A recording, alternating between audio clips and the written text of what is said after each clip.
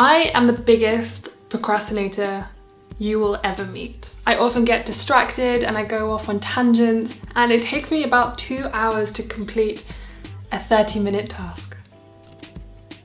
Now, we often waste time because we're putting off a difficult task or something that's really boring, but the problem with this is that we end up eating into our leisure time. And I certainly remember working super late into the night because I couldn't be bothered to get something done on time because I was procrastinating. I just want to say a quick thank you to Squarespace for sponsoring this video, but more about them at the end. So today I want to share with you just a few tips that I use to stop wasting time and reallocate that time to achieving the goals that I want, or, reading so I can achieve my reading challenge. Or simply just to see my friends more, spend more time with my boyfriend, or going to the gym class and being more consistent with a lot of the things that I actually like and stop wasting my time on things I don't. So one of the things I do is I switch my phone to airplane mode, especially when I am in my flow state and I'm working and I'm being productive. I've just been reading the book Quiet by Susan Cain, and she talks about how if you are interrupted when you are in your flow state, it can be incredibly difficult to get back into being productive and ensuring that you're actually getting your work done. So by making sure that you put yourself in airplane mode when you are doing things that you have set aside in tasks, then it can make it so much easier to actually ensure you get your stuff done without people texting you and without people Instagramming you and stuff like that. So also I would turn off your notifications as well, especially if you can't put yourself on airplane mode, but definitely turn it off. Always do the most difficult or boring task first. If when you wake up in the morning you really need to get laundry done, or you need to do your admin or your emails, or you need to do something that is particularly boring or whatever, I would just get it out of the way and do it first, because then you can literally spend the rest of your day doing the things that you really enjoy. Boring tasks can be spread out and they can take up so much of our time, and it is actually infuriating. So if you do them first, you just get them out the way, then you can spend the rest of your day enjoying the things you actually like working for and working towards.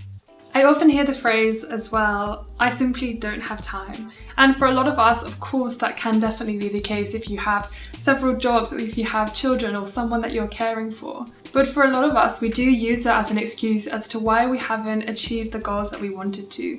For example, I still can't speak Spanish, and that's something I really wanted to be able to do. Or even participate in a local sports team, or simply spend more time with your kids or with your loved ones, your friends and your family. Try prioritizing one thing for the day instead of writing a to-do list. If you write a to-do list and you have like 20 things on there, it's going to be actually so much harder to get all of those things done. And by the end of the day, I can guarantee you have more things written on your to-do list.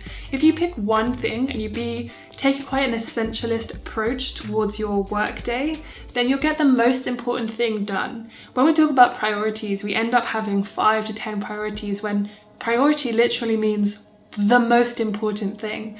So if we pick the most important thing every single day, then we get the majority of our important work done throughout the week, and everything else becomes second, and we actually end up getting the most important and the stuff done that is actually going to make the biggest impact to our personal lives, our work life, or even if you're working on a relationship or a specific goal. Having that priority will make such a big difference, and everything else will fall into place. Also, try having a deadline. Having a deadline can really help us when we're working towards something, especially if that deadline is, say, at 6 p.m. after your work day, you are going to go hang out with your friends, or you're going to go on a date, or you're going to go do something really fun with your family, or you're just going to do something simply for yourself. Having something in mind, or even just a very strict deadline, can really help focus your brain and make sure that you are, again, working towards getting that priority done, rather than just allowing it to trail on and not really making sure that actually you've allotted a certain amount of time to it and that is all you're giving it.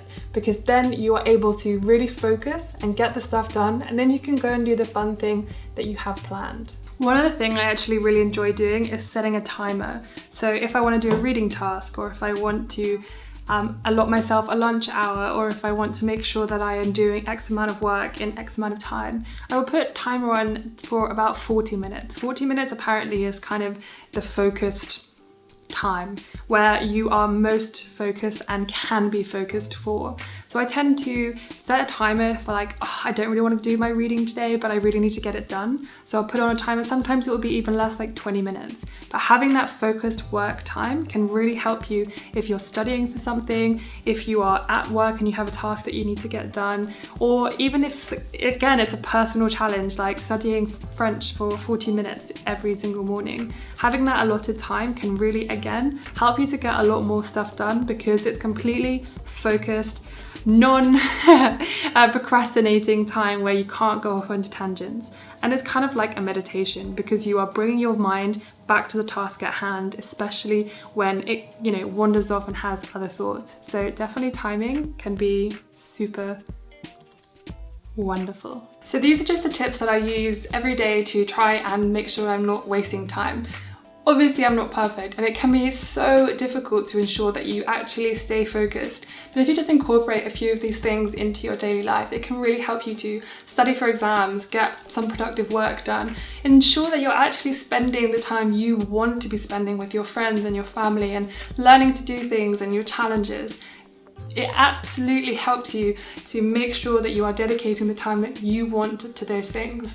Now, of course, as I said earlier, it can be difficult if you have another job or if you have children or, etc. But when you are free to do your focused learning, some of these tasks can really ensure that you're making the most of that precious time. As you know, I use Squarespace for the low impact movement website. And I do this because I was able to use a beautiful award-winning designer template to help me create a website that I thought was beautiful with a little bit of help. It's an all-in-one platform and it's flexible for any kind of business, whether you're a creative, a musician, a designer, artist, etc. So if you're interested, head to squarespace.com/sustainablyvegan to get a free trial and 10% off your first purchase. If you had any other kind of tips for anyone in the comments, please leave them down below. I always love to hear from you guys, to hear what you think. These tips have particularly helped me with the challenges that I'm doing because I'm reading a book a week for a year, and sometimes it is hard to find that space and that time to just ensure I'm getting it done. So anyway, thank you so much for watching. I really, really appreciate it, and yeah, I will see you guys very, very soon. So bye.